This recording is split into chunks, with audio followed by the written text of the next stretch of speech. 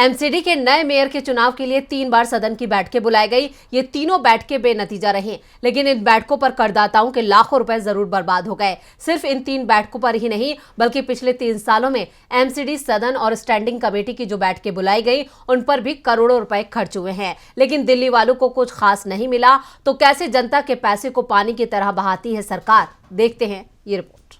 Delhi MCD चुनाव हुए 2 महीने से ज्यादा का वक्त बीत चुका है, लेकिन अब तक दिल्ली को मेयर नहीं मिल पाया है।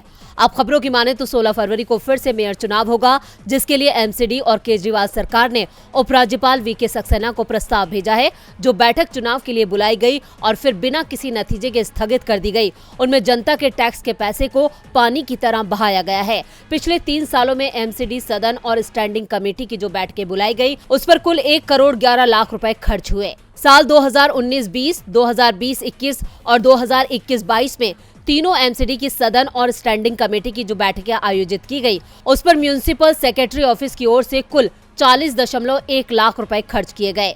इसमें पार्षदों की बैठकों की सूचना और अन्य तरह की जानकारियां देने के लिए पत्राचार के डाक टिकट पर 6,000 रुपए, टेलीफोन पर 1,72,000 रुपए और पेट्रोल पर 84,000 रुपए खर्च किए गए। सदन की बैठकों में चाय, समोसे और दूसरी चीजों पर करीब 36.58 लाख रुपए खर्च किए गए।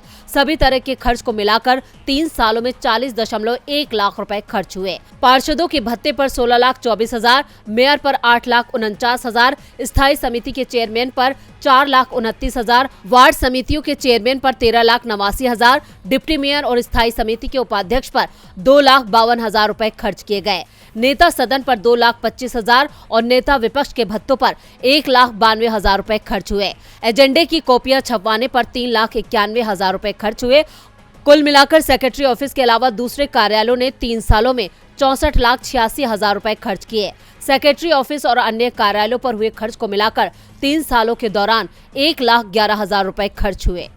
पिछले 3 सालों में हुई इन बैठकों का नतीजा कुछ खास नहीं रहा। एमसीडी की इन तमाम बैठकों में गिने चुने ही प्रस्ताव पास हुए हैं। डीबी लाइव की रिपोर्ट।